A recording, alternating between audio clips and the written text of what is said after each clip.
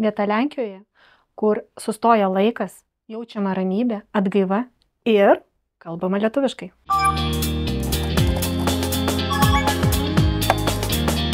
Kai planuoji kelionę į Lenkiją, taigi susižymi daug vietų. Viena, antra, trečia ir po to derini prie vienos ar prie kitos. Ir taip gavosi, kad priderinta buvo prie vienos vietos, tačiau mes ją nutarėm parodyti jums atskirai. Tai yra Prūsų Jotvingių gyvenvietė. Kodėl aš nutariau tai atskirai parodyti, kadangi tam reikia skirti daugiau laiko. Neužteks pusvalandžio, neužteks 20 minučių ten pabūti. Kaip net pats Petras pasakojo, kad atvažiuoja jaunimas pasifotkinti, aš čia buvau, atsižymėjau. Ne, ten reikia prajausti, pabūti minimum 2 valandas. Aš tai gal net, jeigu turėčiau laiko, aš ten gal ir 4 valandas, gal net visą dieną praleičiau. Todėl tikrai siūlau pasižiūrėti ir nuvykti tenais. Pabūti, pajausti tą visą atmosferą, tikrai atsigausite. Sveiki, Petrai. Papasakokite mums, kaip kilo idėja įrengti tokį Prūsų Jotvingių kaimo rekonstrukciją. Na taip, čia viskas yra truputį kitaip.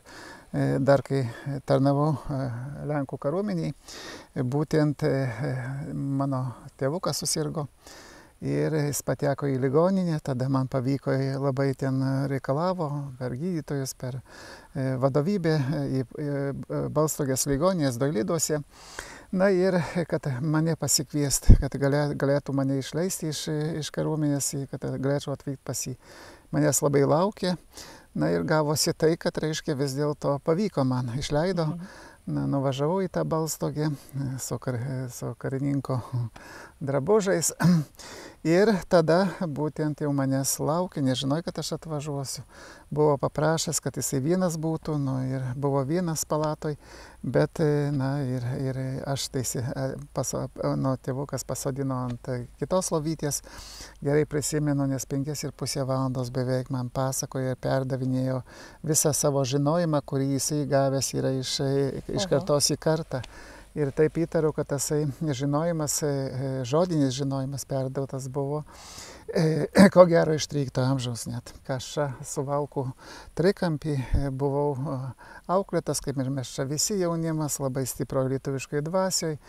Ir su lenkų kalba susidūriau tik tai jau 2 klasėje pradinės, kada pradėjo mus mokyti lenkiškai, o šiaip tai visiškai nebuvau girdėjęs nei žodžio, kadangi čia visur glaustai etnės, kaip ir lietuviškos žemės, pripažįsta ir lenkų politikai, tai būtent, gyvenom savo gyvenimą. Pagal prūsų tradicijas, būtent pas prūsus yra taip, kad pagal tėvą visi jo sūnus gauna prūsų tautybę, etnosą. Likimas suvedė, kad patekau į čia ir pradėjau tiesiog galvot. Bet dar ir daug kitų tokių sumetimų buvo, kurie privertė, kad reikia kažkas daryti su tom žiniom, nes tai šita dabar gyvenvietė, kuri yra įkurta, Prūsų Jotvingių gyvenvietė, tai tiesiog yra didžiulė runa. Ir kiekvienas namelis, medelis, takelis, tvenkinys, ten akmenėlis, viskas turi savo didelę prasmę ir daug ten įdėta yra žinių, informacijos. Jaučiu stiprią paramą žmonių, nes tikrai atvažiuoja. Daugiausiai, galima sakyti, pusė ant pusės, jeigu pažiūrėjus, tai lenkų tautybės ir lietuvių tautybės. Labai energetinė vieta. Čia atvažiuoja mokslininkai iš Norvegijos, Švedijos, Ispanijos, tos Graikijos ir Italijos. Ir kas įdomu, kaip su jais pakalbėti, jie tiesiog, ypač ten iš pietų, kai atvažiuoja, tai jie netgum kalba apie tai, jie susidomėjo labai mūsų kultūrą, iki krikščioniškąją kultūrą, baltišką tą kultūrą, kuri čia egzistavo. Būtent tiesa, nekartą iš jų girdėjau, kad reiškia, kai kuriais atvejais, arba daugeliu atveju, jinai buvo didesnė negu pas juos, o mūsų mokykloje moko apie jų kultūrą, o čia iki krikščionybės tik beždžionės šokinėja iš medžio į medžį. Taip ir girdėsi. Taip. kaip jūs sužinojote, kaip reikia statyti tas visas pilis ir taip toliau? Visų pirma, darbas su rąstais, statant rąstinius namus, o pilis mūsų buvo irgi rąstinės, jeigu medinės. Nu, dėja, bet tie vietiniai tik mokėjo statyti, kada ištašyti yra iš vienos pusės ir iš kitos pusės, paskui tokias grovelis ir viršus nulygintas. Nu, čia netiko tokie namai. Nu, taip. Tai tada sužinojau, kad mūsų krašte savo laiku gyveno labai daug santykių. Nu ir 41 metais kartu su lietuviais iš šito Suvalkų trikampio ir išvežė į sovietinę Lietuvą pagal sutartį nacių ir sovietų. Nu, tiesiog perkelė, nes iš ten iš sovietinės Lietuvos ėmė vokiečius, o iš čia vežė lietuvius ir santykius. Tai yra tokia Bielobžegi vietovė. Na ir paskui už tų Bielobžegi yra miškuose jų santykių visas kaimas. Nuvažiavau, tai žinokit, nežinojau kur kreiptis, nes tų namelių, visi mediniai nameliai ir mėlynai dažyti. O taip. Na ir tada aš susieškojau jų bačiušką, tai reiškia dvasinį tėvelį, kaip pas katalikus kunigas, ne? Na, išėjo tokias stambus vyras. Jis taip į mane pasižiūrėjo, na ir kai aš įsipasakojau viską, na ir jis sako šitaip, buvo du dar neseniai, vienas gėrė, tai numirė, o kitas dar gerą. Na, tai tada jisai parodė, kur jisai gyvena, sako, eik ten toliau, kilintas, tai kažkuris kilintas nesusigaudėjau damas, tai beldiaus, langai užtraukta užuolaidom, beldiaus į tas, paskui žiūrau užuolaidą praverė, na ir paskui atidarė, bet jau jisai kalbėjo rusiškai, o aš lenkiškai, kad gerai susikalbėt. Na ir tada jisai iš karto sutiko. Na ir aš, žinokit, per 4 kažkur valandas, gal ir 5 valandas liejau paskutinį savo prakaitą, jis taip man, o jisai gėrė.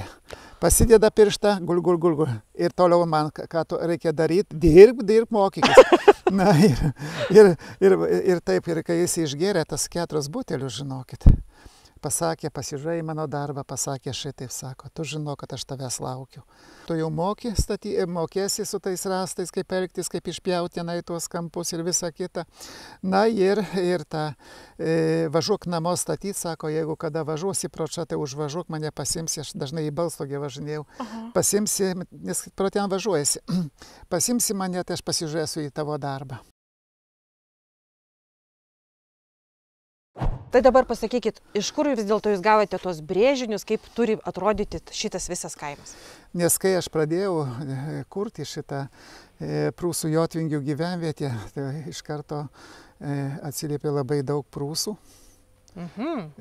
Profesorių, kurie dėsto universitetuose, archeologai prūsai, kurie save laiko prūsais.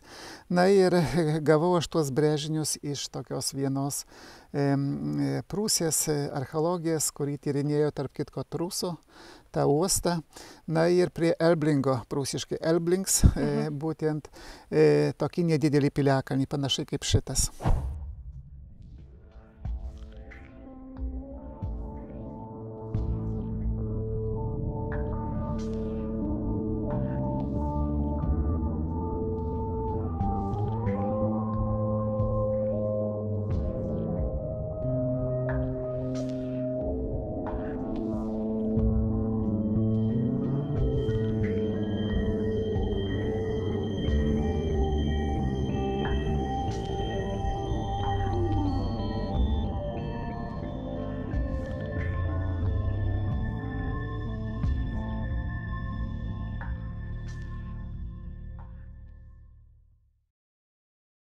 Dabar kol kas šituose visuose nameliuose tai paruošta kaip ir nakvyniai. Galim ir nakvoti šiandien. Taip, bet priimam tik tai grupės, kai būna kultūriniai renginiai arba šeimos šventės. Jau ne viena vestuvė yra čia buvus, tai kad žmonės labai gerai jaučiasi.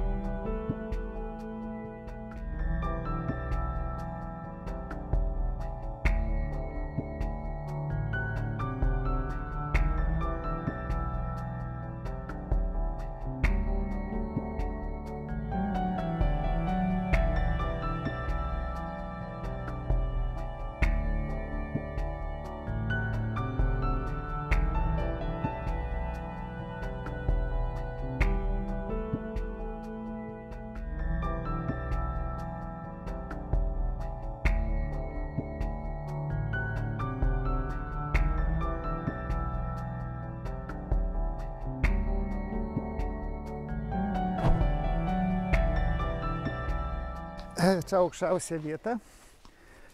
Būtent tenais yra ta velnio, kaip matote, žemyn tai yra velnio pėda. Ir gyrė 102 metrai, išmatavo. Ir kai tas meteoritas krito, tai jisai degė per visą laiką ir degino įšalą. Degino įšalą ir iki 102 metrų išdegino tą įšalą.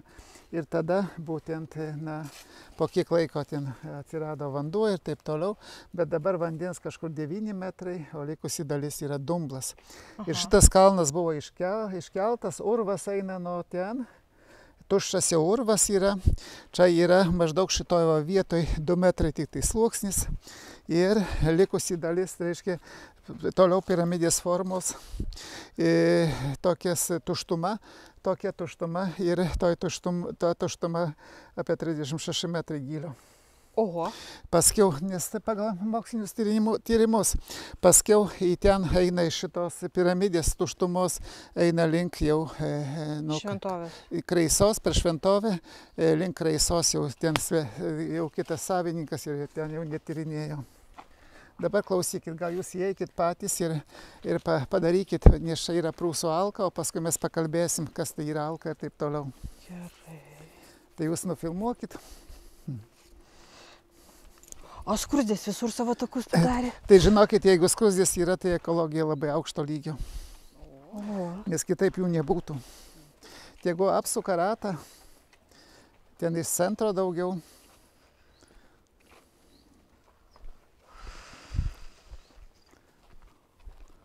Užrašai čia ant akmenų, tai yra prūsų kalba. Nieko, tai jūs paklausit, kokioj mes čia šventykloje esam. Taip. Tada aš truputį porą sakinių pasakysiu. Tai dabar papasakoj, kur mes esame. Taip, mes dabar esam Prūsų alkoj. Matot, žemaičiai turi savo alką Šventojoj. Lietuviai turi savo alką, tai yra šiandien Švento Stanislovo katedra Vilniui. Ten tuose požemiuose yra išlikę, man teko būti ten. Iš tikrųjų, jeigu kas turi dvasinių tokių rūpesčių ir kitų, tai tiesiog verta apsilankyti į tą katedrą Vilniaus, kadangi ten tikrai labai stipri energija. O ten, kai eini, ypač prie to altoro tokio stalo akmeninio, ten tai iš viso. Na ir matot, tokios Prūsų alkos tai yra kelios istorinėse Prūsų žemėse, bet jos labai akylai yra saugomas pačių Prūsų. Ten neįsivaizduoju, kaip galėtų eilinis žmogus papulti, bet man teko būti, o čia tai jau galima įeiti, nes čia irgi yra labai stiprus energetinis taškas pagal mokslinius tyrimus. Na, tai mes čia turim būtent krikštus. Tie krikštai tai yra būtent, būdingi ir vakariniai Lietuvai, o prūsams ypač, ir juose yra čia tik tai prūsiška archainė ornamentika, ir stilizuoti jau zodiako ženklai. Taip, kad šita vieta irgi labai yra lankoma, kaip ir labai jaunimo, ypač Lenkų, Lietuvių ir kitų tautybių čia atvažiuoja su savo įvairiais rūpesčiais. Ir tokie nusišypsoja išvažiuoja, tai žinau, kad padėjo, taip. Na tai va. Ramybės vieta. Jo, tai yra visi energetiniai taškai, tai ramybės vieta, kur žmogus gauna nusiraminimą, įsivalymą dvasinį. Na ir tiesiog kaip ir pradeda iš naujo gyvenimą, arba tiesiog kai prasideda nauja diena. Nu taip, super. Tai va.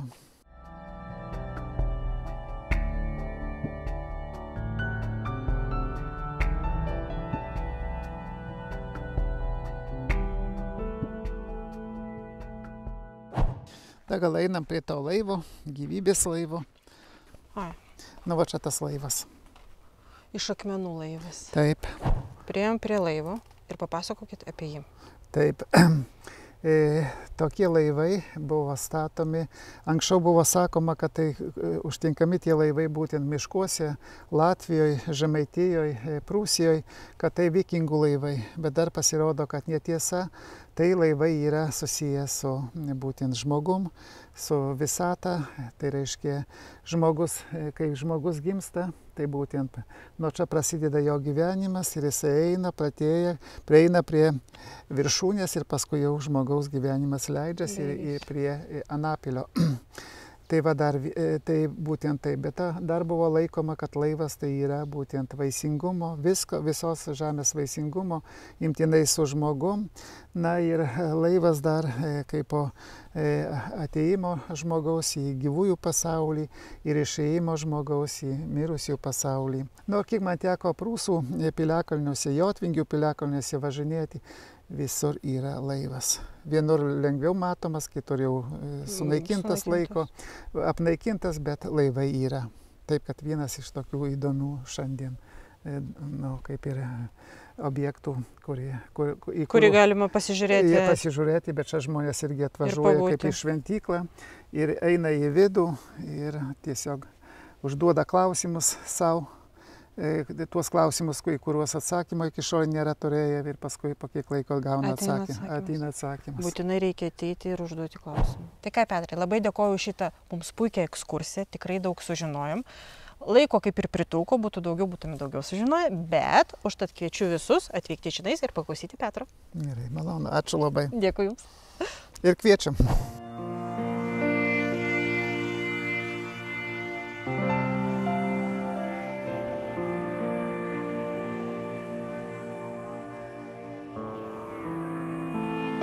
Tikrai, kas yra pavargęs, nualintas tų visų žmogiškų rūpesčių, nori ramybės, atgauti jėgas, tikrai siūlau ir rekomenduoju čia atvykti. Mes čia pasivaikščiojom ir tikrai visai kitaip jaučiamės. Net šuniukas atgijo.